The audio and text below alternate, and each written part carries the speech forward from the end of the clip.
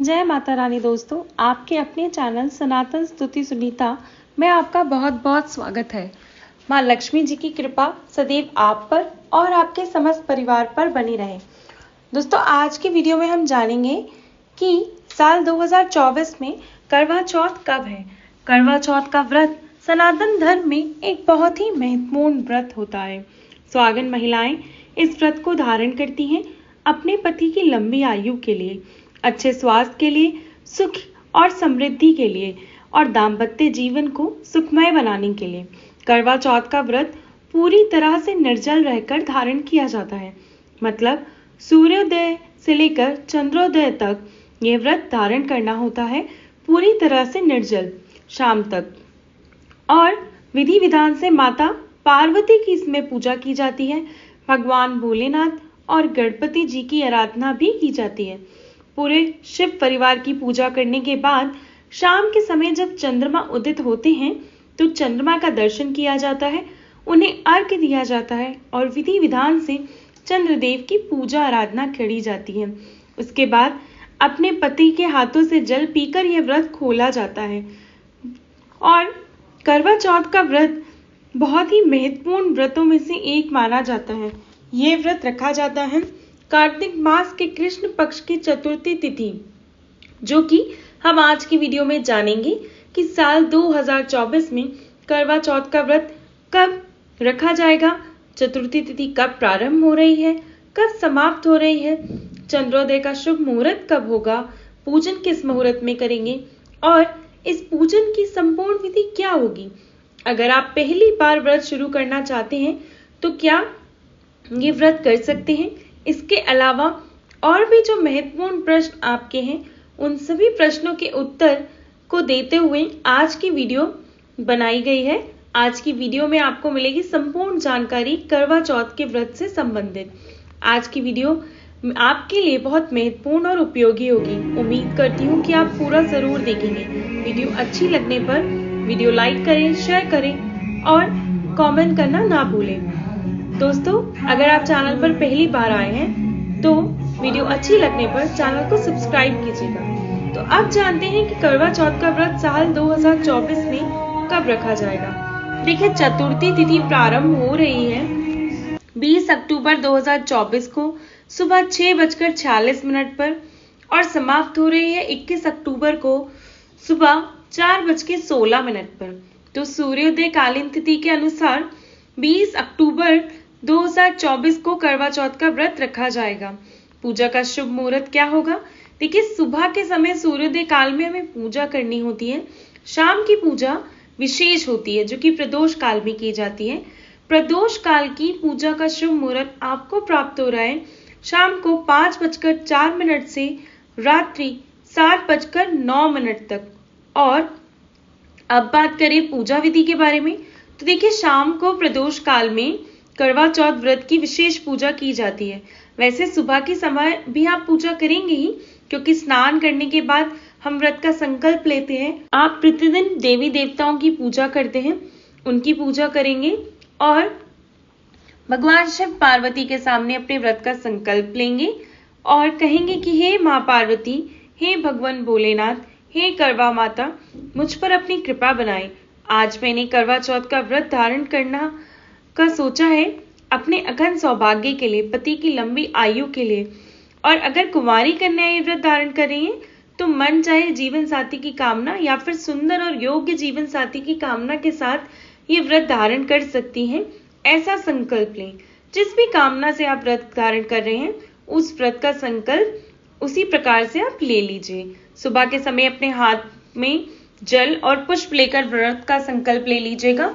फिर जिस भी तरह आपके परिवार में परंपरा है सुबह की, वह पूजा आप करेंगे। इसके बाद शाम की विशेष पूजा होती है। तो प्रदोष काल में सबसे पहले जिस स्थान पे आपको पूजन करना है, स्थान को आप स्वच्छ कर लेंगे। फिर एक लकड़ी की चौकी बिछा लीजिए, उसके ऊपर एक लाल कपड़ा बिछाना है। इसी के ऊपर आपको करवा माता की पूजा करनी है। चौकी पर सबसे पहले जहां पर करवा माता को स्थापित करना है, आपको वहां पर थोड़े से चावल रख देने हैं या फिर गेहूं भी रख सकते हैं और उसी पर करवा माता की आप फोटो या प्रतिमा जो भी आपके पास है विराजमान कर देंगे। आप चाहें तो शिव पार्वती की अलग से फोटो लगा सकते हैं और फिर करवा माता की जो फोटो मिलती है उसी में शिव पार्वती गणपति सब विराजमान होते हैं। तो आप एक फोटो स्थापित करके भी पूजा कर सकते हैं। जैसी भी सुविधा आपके पास उपलब्ध हो उसके बाद कलश की स्थापना करिएगा। कलश की स्थापना करने के लिए आपको थोड़ा सा चावल रखना है। कलश के नीचे अष्टदल कमल बना लेना है। एक पात्र लेंगे, आप किसी भी धातु का पात्र ले सकते हैं, पीतल का, तांबे का, मिट्टी का, चाहे तो स्टील का भी ले सकते हैं। अगर आपके पास कोई और पात्र ना हो तो आप स्टील का ले लें। इनमें से आपको सबसे पहले थोड़ा गंगा जल डालना है, फिर शुद्ध जल से उस पात्र को आपको भर देना है। सिक्का, सुपारी, हल्दी,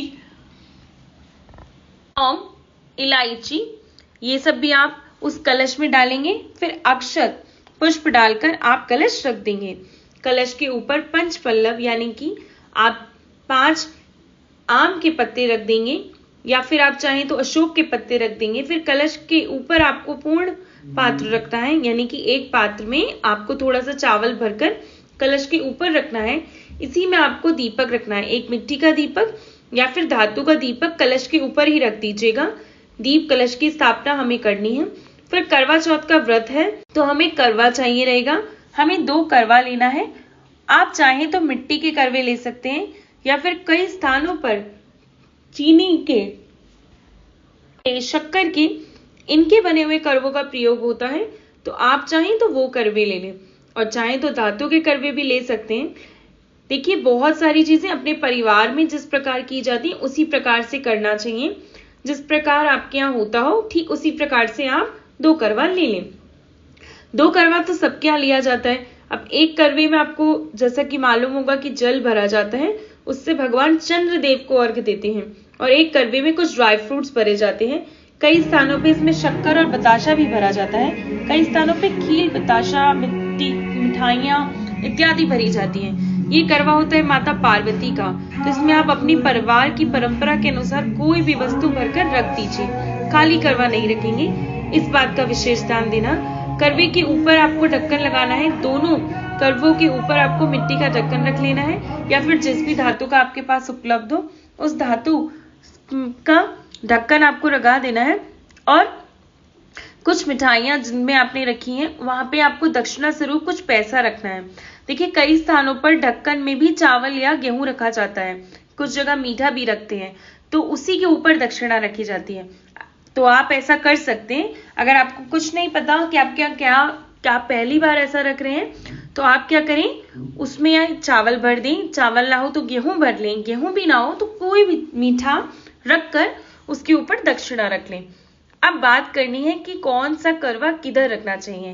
देखिए, जल का करवा किधर रखें और जल का करवा किधर रखें। तो देखिए, जिस करवे में हम जल भरते हैं वे पार्वती माता की तरफ होता है और जिस करवे में शक्कर भरा होता है वे हम अपनी तरफ रखते हैं। अच्छा, एक चीज आपको ध्यान रखना है कि जब आप करवा रखते हैं तो करवे के नीचे चावल जरूर रखे जाते हैं। अष्टदल कमल बनाया जाता है या फिर वैसे भी चावल की ढेरी बनाकर उसके ऊपर ही कलश रखते हैं और करवे भी इसी प्रकार से स्थापित किए जाते हैं। खाली आपको नहीं रखने, सबके नीचे अनाज का आसन देना आवश्यक होता है। फिर करवा माता की स्थापना हो गई। इस प्रकार कलश की स्थापना हो गई, करवा स्थापित आपने कर दिया। अब एक दीप प्रज्वलित कर लीजिए और आप चाहें तो जब चौकी लगाते हैं, माता की स्थापना करते हैं, उसी समय दीप प्रज्वलित कर सकते हैं। बाद में आप कलश की स्थापना और करवा की स्थापना कर सकते हैं और अब पूजन प्रारंभ होगा। तो सबसे पहले गणपति का पूजन किया जाता है, गौरी गणेश का पूजन किया जाता है। तो अगर आपके पास चांदी के गौरी गणेश हैं तो आप उनकी पूजा कर सकते हैं। अगर नहीं है तो आपको क्या करना है, देखिए, एक सुपारी लेना है, सुपारी के ऊपर कलावा लपेट लेना है, ये गणेश जी मान लीजिए, और आपको गौरी माता को बनाना है। आप चाहें तो हल्दी से बना सकते हैं या फिर जो गाय का गोबर अगर आपको मिल पाए तो गाय के गोबर से माँ गौरी की छोटी सी पिंडी बना लीजिए, हल्दी की या फिर गोबर की, और एक पान के पत्ते पर थोड़ा सा चावल रखकर इसके ऊपर आप सबसे पहले गौरी गणेश का ही पूजन करना है। जल के छींटे देकर गौरी और गणेश का स्नान करा दीजिए। इसके बाद से धूप, दीप, अक्षत, पुष्प इत्यादि जो भी चीजें आपके पास उपलब्ध हो सभी चीजें अर्पित करके गौरी गणेश का पूजन कर लीजिए। अच्छा, इस चीज का ध्यान रखें कि जब आप कलश की स्थापना करते हैं तो सबसे पहले स्वास्तिक बना लें, कलश के गले में कलावा बांध लें। इसी प्रकार से करवे में भी आप कलावा बांधेंगे, स्वास्तिक बनाएंगे। और गौड़ी गणेश की पूजा के बाद आपको कलश की पूजा जरूर करनी है। धूप दीप अक्षत पुष्प इत्यादि अर्पित करके कलश का पूजन कर लीजिए। इसके बाद करवा माता शिव पार्वती जी की पूजा करें तो सबसे पहले जल की छींटे देकर सबका स्नान का भाव कर लीजिए। फिर वस्त्र अर्पित करके, मतलब चाहे तो कलावा अर्पित कर सकते हैं या फिर लाल चुन्नी अर्पित कर सकते हैं, जो भी आपके पास उपलब्ध हो। फिर तिलक कर दीजिए, हल्दी से, रोली से, कुमकुम से, जो भी आपके पास उपलब्ध हो। करवा माता को, माता पार्वती को सिंदूर अवश्य लगाना है। आपको गणेश जी को भी सिंदूर अर्पित करना है, भगवान भोलेनाथ को सिंदूर नहीं लगाएंगे। इसके बाद आपको पुष्प अर्पित करना है, जो भी पुष्प आपके पास उपलब्ध हो, लाल या पीले सफेद, जो भी भगवान गणेश के लिए आप पुष्प लाए हो तो वो पुष्प अर्पित करें। पीले पुष्प हो सके तो जरूर अर्पित करें सभी देवी देवताओं को, लेकिन भगवान गणपति जी को पुष्प अर्पित करना आवश्यक है। भगवान शिव के ये अगर आपके पास सफेद पुष्प हो तो सफेद पुष्प अर्पित करें, ना हो सके तो लाल गुड़हल या फिर गुलाब के पुष्प आप ले आए और गुलाब के पुष्प माता पार्वती और करवा माता को भी अर्पित करें। मतलब देखिए, सभी देवताओं को जो अपने चौकी पे विराजा है और कलश देवता जो को विराजा है और अपने करवा जो आपने स्थापित किया है, करवा के स्वरूप में जो भी पात्र स्थापित किए, उन सभी को तिलक करना है, धूप दीप इत्यादि सबको दिखाना है। जो भी आपने फोटो रखी है माता करवा की या फिर शिव पार्वती की, उनको भी धूप दीप अक्षत पुष्प से पूजन करना है। इसके बाद सुहाग की सामग्री आपको अर्पित करनी है। माता को सुहाग की सामग्री आप अर्पण करेंगे और फिर सासू माँ के लिए बायना निकालेंगे। तो बायना आप किस चीज का दें? देखिए, सासू माँ के लिए बायना आप अपनी इच्छा के अनुसार कोई साड़ी या सूट दे सकते हैं, सुहाग की सामग्री इसमें रख सकते हैं। इसके साथ ही कुछ दक्षिणा भी रखा जाता है और कुछ मीठा रखा जाता है।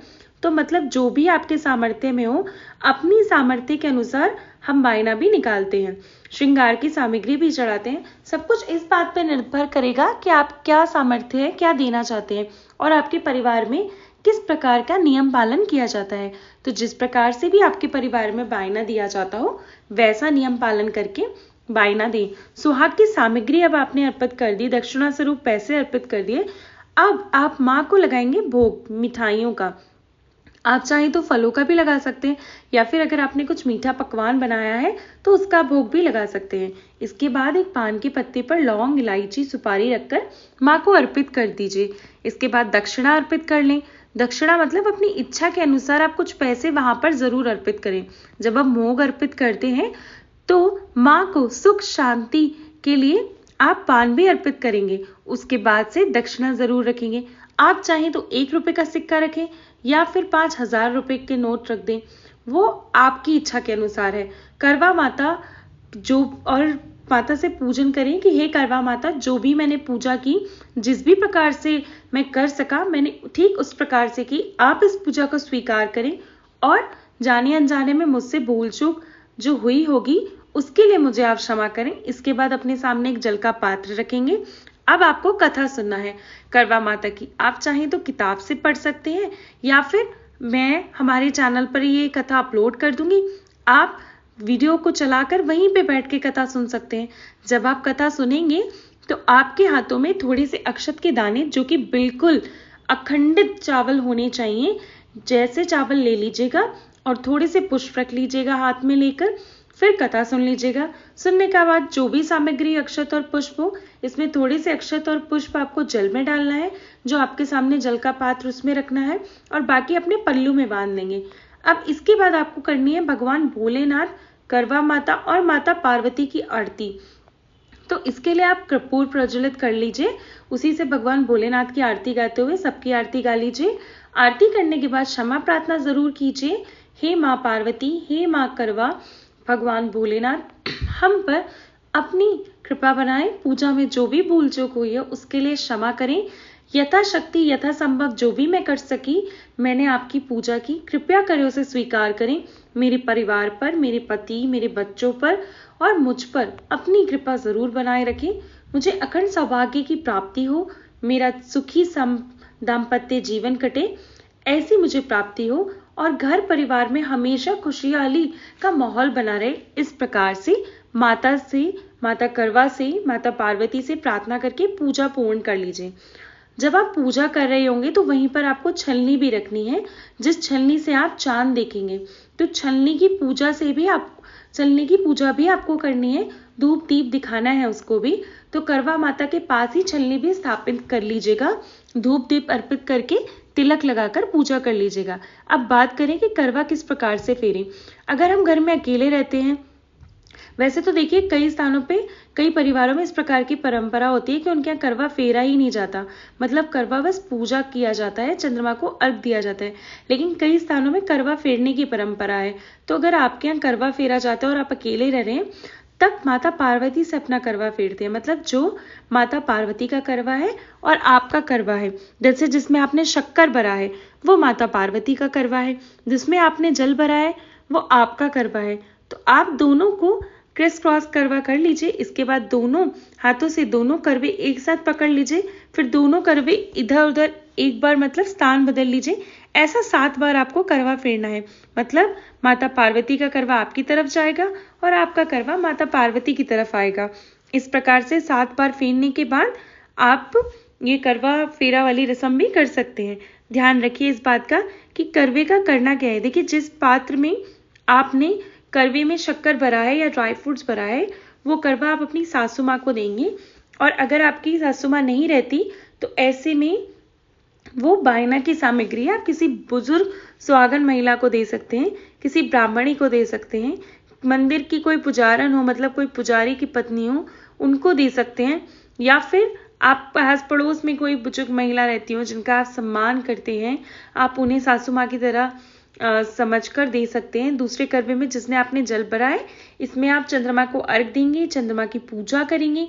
जो भी मीठी सामग्री करवा के ऊपर रखी है उससे ही चंद्रमा की पूजा में प्रयोग में लाएंगे, चंद्रमा को भोग लगाएंगे, धूप दीप अर्पित करेंगे, चंद्रमा की पूजा करेंगे।